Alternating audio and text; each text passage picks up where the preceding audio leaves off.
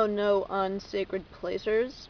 Today I thought I'd do a video log of my garden, but before we get started, I'm wondering if any of you can explain to me what this little plant is. She's a wild plant. I don't know. I never planted her. I don't know where she came from. My cat has joined us.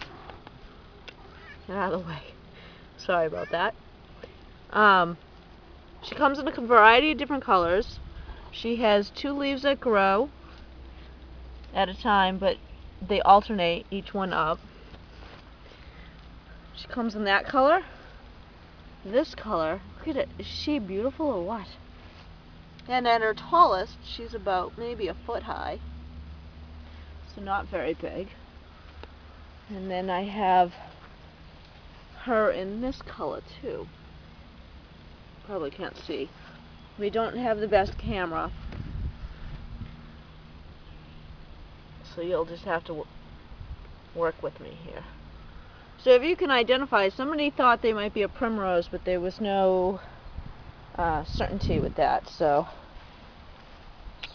I thought I would talk a little bit about some container gardening.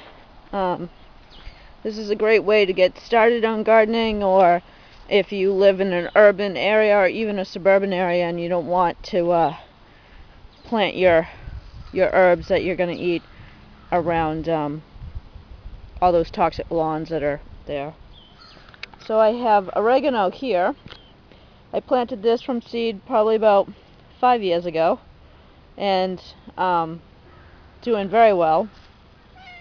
I started with the seed right in this corner right here, and you can see it spread out. It does propagate through seed and through vine. You can see, you know, the vines get longer and they just plant themselves in, and that's how they root. Wolf will harvest a lot of this in the next week or so. I don't want it to go to seed. It'll start to take over if I do. So and by taking over, I mean it'll sprout babies. The seeds will sprout into the rest of my garden, and I try to avoid that with herbs. So, but it smells delectable, and we'll have some nice organic oregano for the winter time when we're making up spaghetti sauces and whatnot.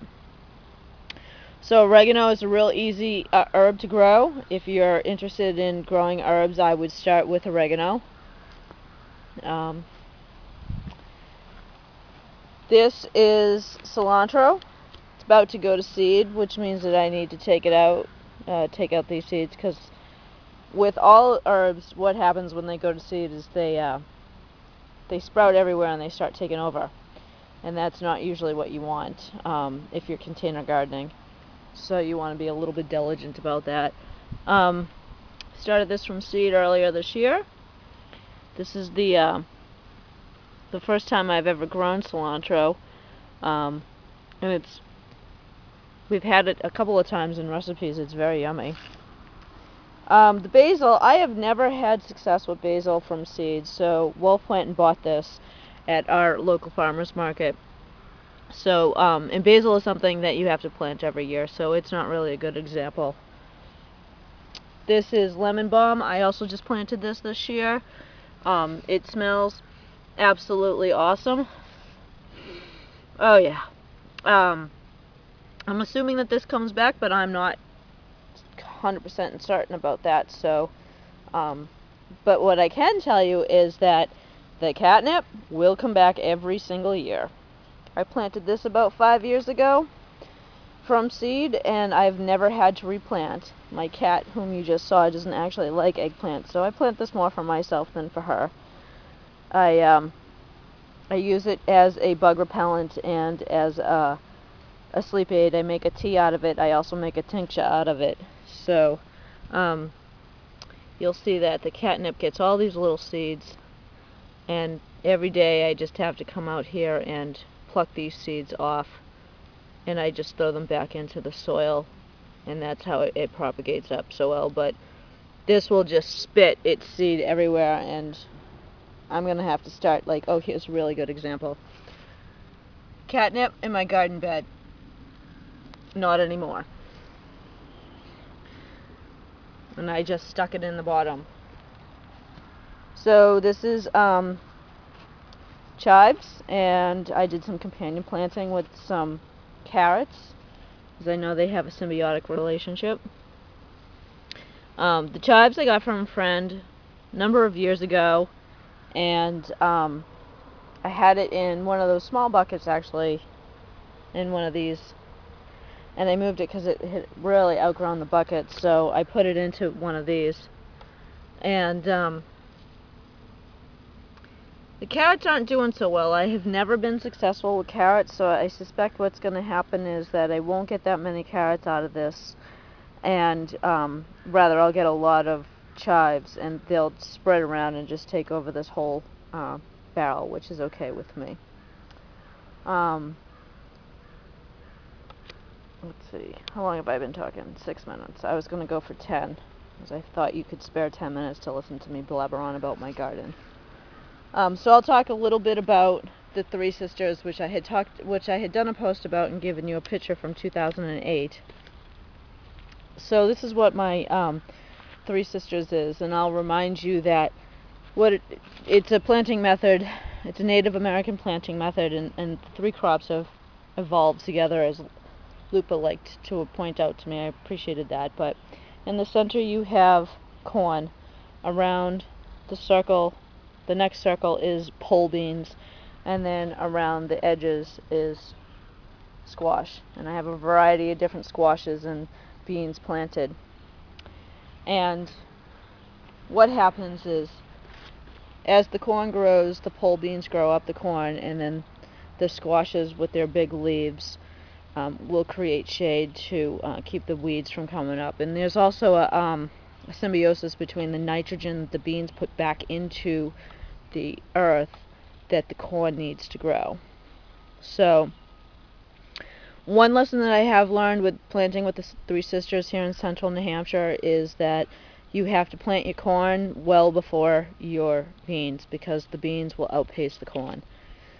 So my suggestion would be to plant your corn in like February in flats in the house, and then around April plant beans in flats in your house. What I did this year was I planted the corn on the new moon, and then the beans on the full moon. I think that's the way I did it. I have to go back through my archives to confirm that, but and really it wasn't enough time. The beans and the corn are growing apace, and it's really the corn should be taller. And the squashes are coming along. I know that it doesn't look like they are, but you know, in another couple of weeks they'll be huge.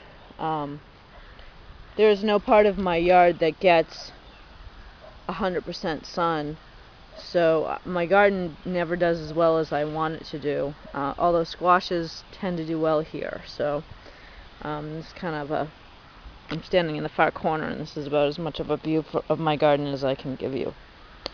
So if you have any questions, don't hesitate to comment and ask me. This little plant right here is another voluntary. I have no idea what it is. It could be a sunflower, but it'd be a very small sunflower if it is. Wolf and I have just left it in there to grow and see what it becomes. It looks like it's going to flower soon. So I do video blogs fairly frequently on my own blog, howlinghill.wordpress.com, and you can find them on YouTube too. And mostly what I talk about is my garden and how my yard and my garden will be affected by northern pass. I'm just giving you a little view of the sky here. If northern pass does come through, all of these woods here on the western boundary will be chopped down, and a tower will get put in my house, which is really very uncool. But I'm not going to take your time up with that on here. This is really about how to do some real easy container gardening, some real easy herbs that'll come back every single year, so they're pretty low maintenance. And it's a good way to introduce yourself and your kids to gardening, and it's also a good way to get organic food into you. A simple, easy step to move from a processed food system to an organic food system is to plant your own herbs and then use them when you cook. So thank you for your time. If you want to follow me on Twitter, I'm at Howling Hill, and comment often. Have a blessed day.